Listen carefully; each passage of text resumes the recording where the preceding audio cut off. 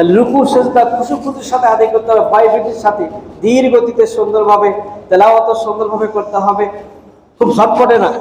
তাহদিল আরকান, প্রতিটি রকম যথারীতি সুন্দরভাবে আদায় করতে হবে। এটা হচ্ছে একামতুস সালাহ। তাহলে একামতুস সালাহর অর্থ হচ্ছে দুইটা, একটা হচ্ছে চালু রাখা, আর একটা হচ্ছে যথোপযুক্ত ভাবে বিধি মোতাবেক নামাজ আদায় করা। এটা হচ্ছে একামতুস সালাহ। উনি বলতেছেন আকিমিস সালাহ, নামাজ কায়েম করো, ওয়া'মুর বিল মা'রুফ, সৎ কাজের আদেশ দাও।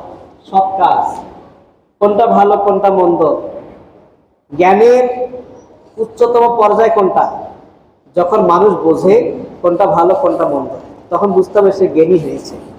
ভালো মন্দ উপলব্ধি জ্ঞান, এই কথাটাকে আল্লাহ তাআলা বুঝাতে গিয়ে একটা নয় দুইটা নয় 7টা জিনিসের কসম খেয়েছেন। ওয়াশ-শামসি ওয়া-দুহাহা ওয়াল কামারি ইযা তালাহা ওয়ান নাহারি ইযা জাল্লাহা ওয়াল লাইলি ইযা ইয়াগশাহা ওয়াস সামাই ওয়া মা বানাহা ওয়াল আরদি ওয়া মা তাহাহা ওয়ান নাফসি ওয়া মা সাওয়াহা। এই 7টা জিনিসের কসম খেয়ে আল্লাহ পাক বলতেছেন ফাআল্লাহামাহা ফুজুরাহা ওয়া তাকওয়াহা, আমি মানুষের ভেতরে sense of right and wrong, ভালো মন্দ বিবেচনার শক্তি দিয়েছি। এই ভালো মন্দ বিবেচনার শক্তি আপনার আমার ভেতরে আল্লাহ পাক দিয়েছেন। এই শক্তি দিয়ে আপনাকে ভালো কাজ করতে হবে, ভালো কাজ বিবেচনা করতে হবে, মন্দ কাজ বিবেচনা করতে হবে। কোনটা মন্দ, মন্দটাকে পরিত্যাগ করতে হবে, আর ভালো কাজ সাধ্য অনুযায়ী পালন করতে হবে। ভালো কাজ সাধ্য অনুযায়ী, আর মন্দ কাজ তার বগল দিয়ে হাঁটা যাবে না, তার ধারের কাছেই যাওয়া যাবে না।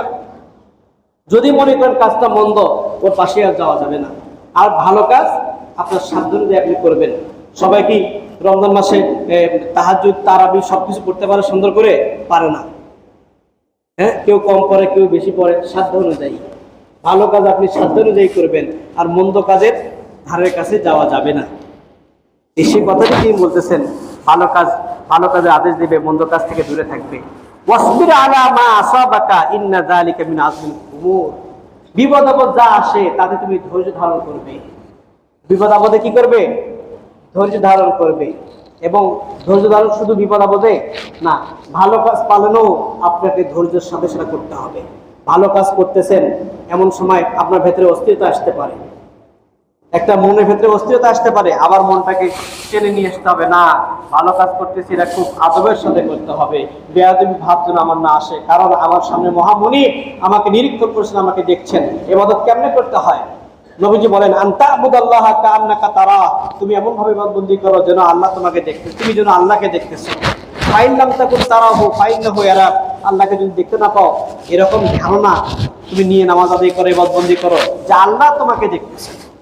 আপনার আমার রুকু সাজদা ওঠা বসা সব কিছু আল্লাহ আমাকে দেখতেছেন। তাহলে সে মহামনিবের সামনে আপনি সাজদা দিচ্ছেন, সে মহামনিবকে আপনি মহামনিবের সামনে আপনি রুকুতে যাচ্ছেন, এই বিষয়গুলো খুব খেয়ালের সাথে আপনাকে আদায় করতে হবে। এরপর কি আসলো?